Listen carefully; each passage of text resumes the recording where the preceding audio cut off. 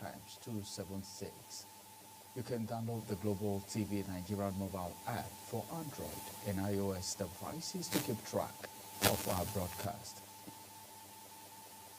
President Bola Tinubu has announced that West African Economic Summit, that is WES 2025, will be held in Abuja on June 20 to 21st. Tinubu made the announcement in a statement on his X account with the theme of the summit, unlocking trade and investment opportunities in the region.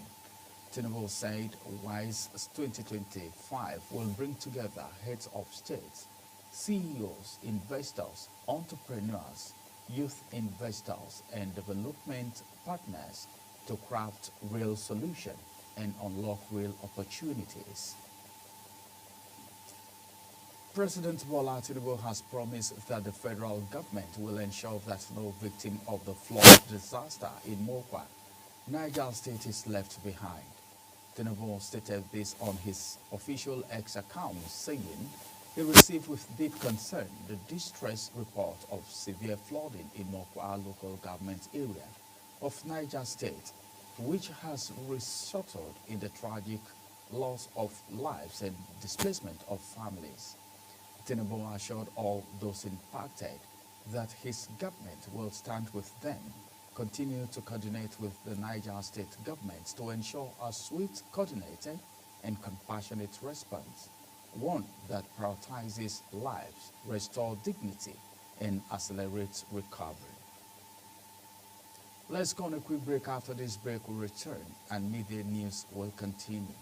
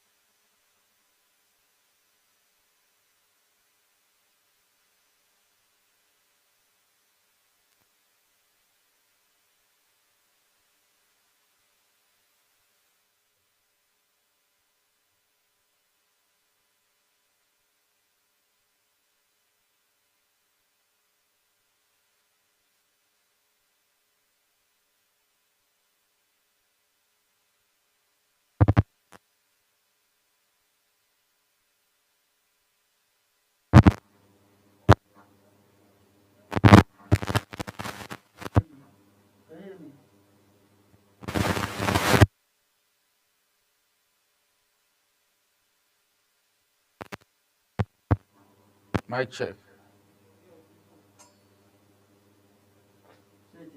Mic check.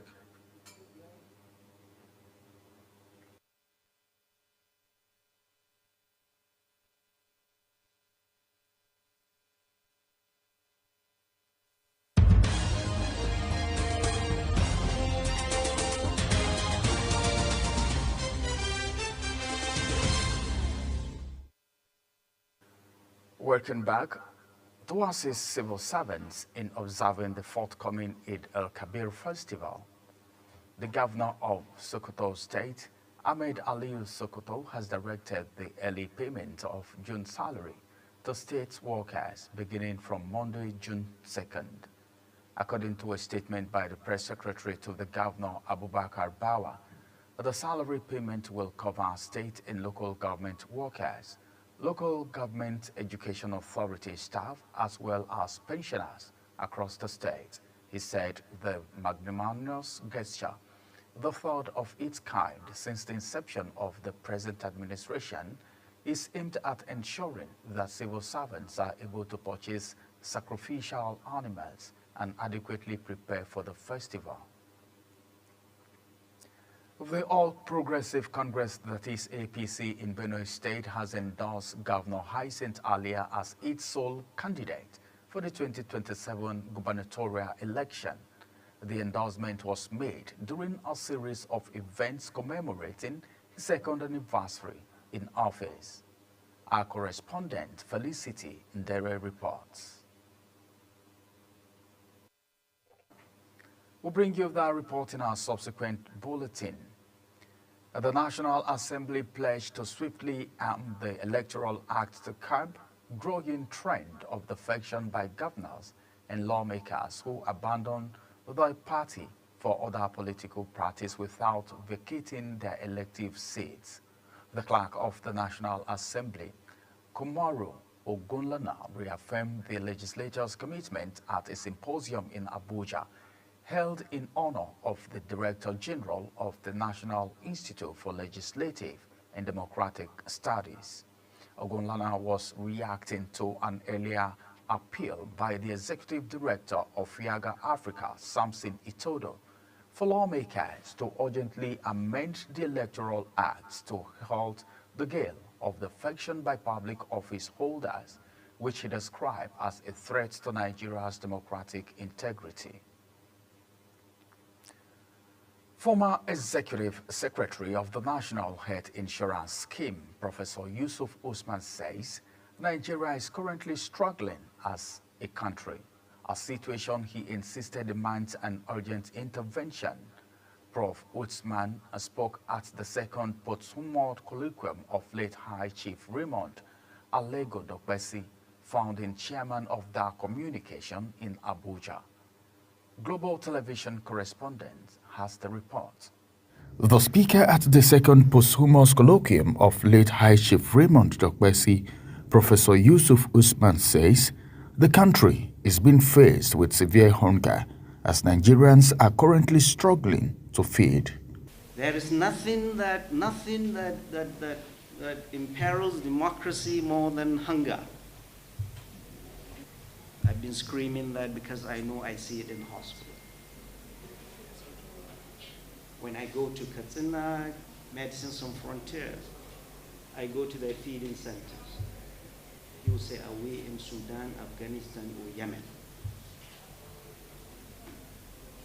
It's a country of plenty. There are 2 or 3 local governments. Medicine Sans Frontières did a survey. Over 30% of their children are all malnourished.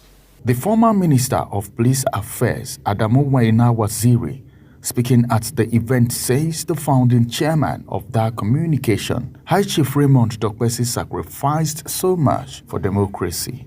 We went all around Nigeria. At that time, I think it was 30 states. Being a loyal person, true to his calling, Dokbesi, who was very, very close to Alhaji Bamanga Tukuru, excused himself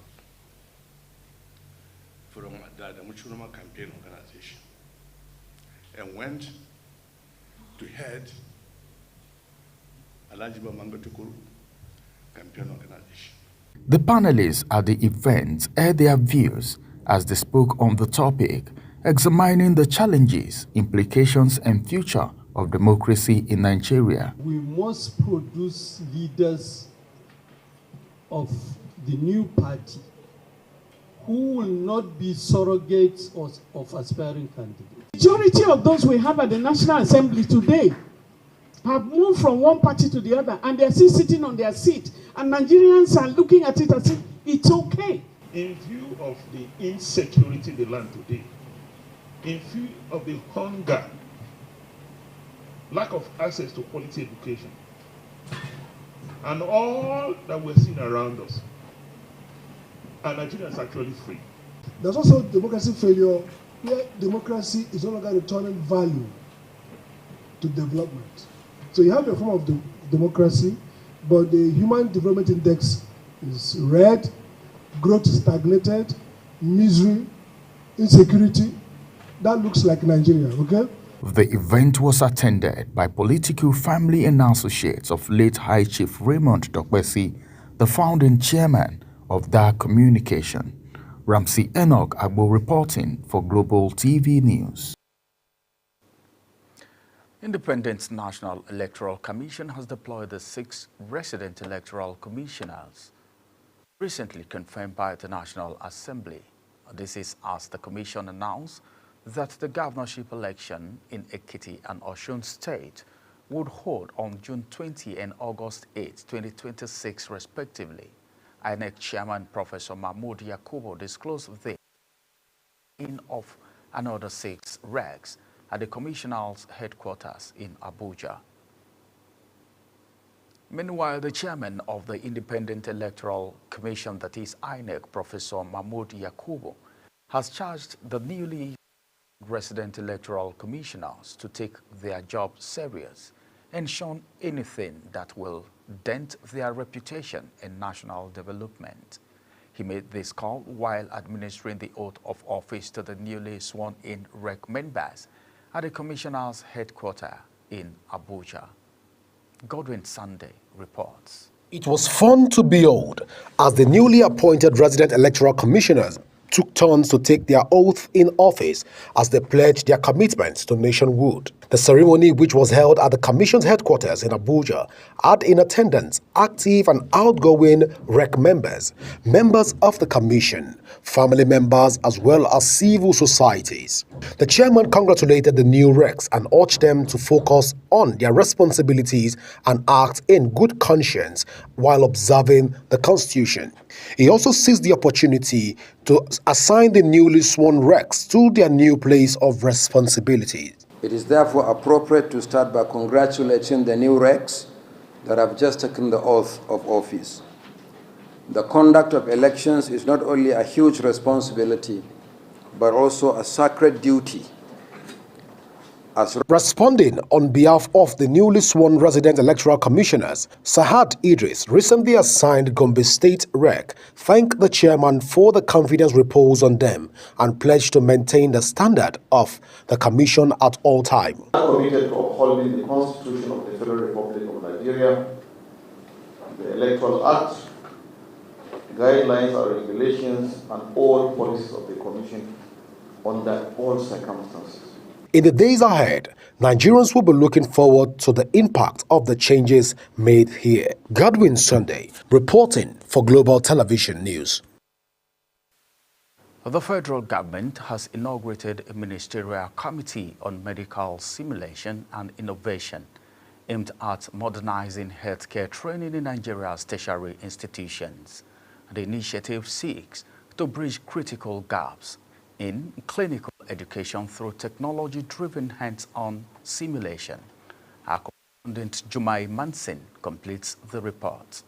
To enhance healthcare delivery and medical training, the Federal Ministry of Education, in collaboration with the Tertiary Education Trust Fund, TED Fund, has launched a forward-looking initiative to establish medical simulation centers across selected tertiary institutions. At the inauguration ceremony in Abuja, the Executive Secretary of TED Fund, Sonny Echonu, highlighted the transformational role of simulation in modern healthcare education. Medical simulation is a training and educational approach that uses advanced technology and lifelike scenarios to replicate clinical environments and patient interactions. It allows healthcare professionals and students to practice medical procedures, decision-making, and teamwork in a controlled, risk-free setting. Medical simulation is a cornerstone of modern education.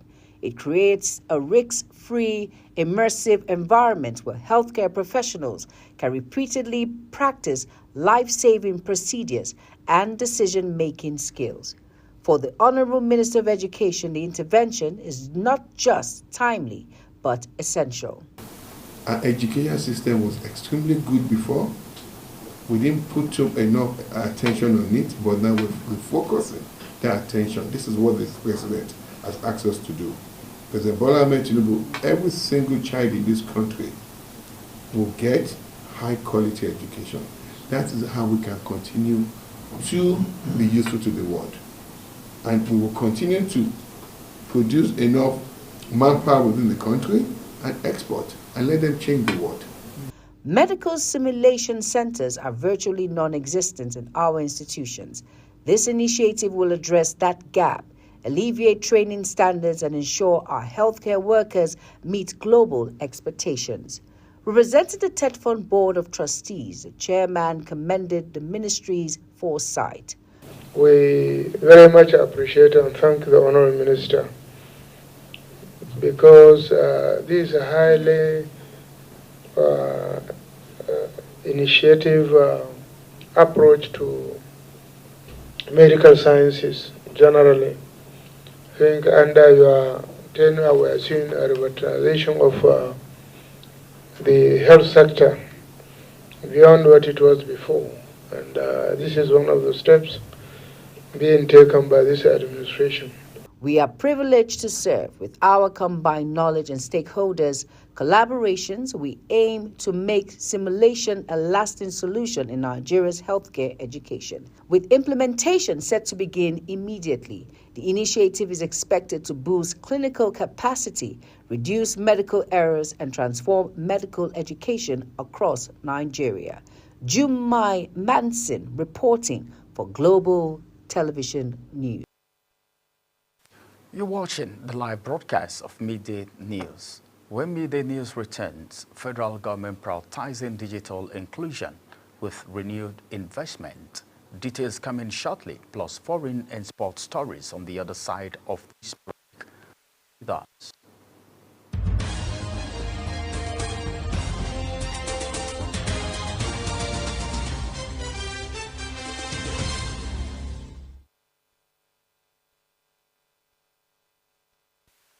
Welcome back from that break. Now let's take you to the world of business, where President Bola Ahmed Tinubu has signed a new executive order targeting cost reduction, increased investment, and high revenue returns. According to the president, the decision is a bold step to drive efficiency and revive investors' confidence in the Nigerian's oil and gas sector. The Office of the Special Advisor to the President on Energy, in a statement by Sena Murray, explained that the new executive order, built on previous reforms introduced in 2024, which enhance physical terms, streamline project timelines, and align local content requirements with international standards. Hadiza Bala Usman, Special Advisor on Policy Coordination to President Bola Ahmed Tinubu, has accused Alhaji Abdul Samad Rabiu, president of the BUA Group, of violating a contractual agreement with the Nigerian state over the Rivers State Port. Usman, who was the former managing director of the Nigerian Ports Authority, that is PA, reacted to Rabiu's book, 2 Years of President Tinubu, A Business Perspective. Rabiu had made reference in the article to how a concession agreement on the operation of the Rivers Port and was terminated by Usman during her tenure as NPA Managing Director in a renewed battle between her and the group between 2016 and 2021. The chairman of the BUA Group in article commended President Bola Ahmed Tinubu, which he stated had improved the business environment for private enterprise, unlike in the past when there were arbitrary shutdown of businesses. The Rivers State government has debunked report that Julius Berger Nigeria PLC has withdrawn from its project site in the state, describing the claim as false and misleading. The denial follows a viral publication that alleged that the construction firm has begun pulling out of Rivers State due to unpaid contract fees by the state government. In a statement signed by the Senior Special Advisor of Media, Rivers State Government, Hector Ogbekwobo, the state government dismissed the publication as malicious and a deliberate misrepresentation of facts. The federal government, through the Ministry of Communication, Innovation and Digital Economy, has reiterated its commitments to bridging Nigeria's digital divide with a renewed focus on sustainability and partnership to expand connectivity across undeserved and unserved communities, speaking at the Universal Service Provision Fund, that is USPF, Impact Alliance co-creation session, Minister of Communications, Innovation and Digital Economy, Dr. Bosun Tijani, emphasized that the government's long-standing effort in allocating funds from USPF to provide critical digital infrastructure such as computer labs and connectivity to remote areas. He explained that while investments have been made in schools and communities through computer labs and connectivity projects, the current focus is on ensuring the long-term sustainability of this initiative. And now let's take you to the foreign scene, where the U.S. President Donald Trump has stated that he wanted to assure Chinese international students in the country that they would be fine amid his administration's crackdown on academia. Trump's administration this week said it would specifically target permissions for Chinese students in its latest broadcast and broadside against U.S. higher education. The Trump administration has been on an ongoing showdown with academia and Harvard in particular, demanding it provides a list of students that the government is interested in, something the prestigious university has declined to do.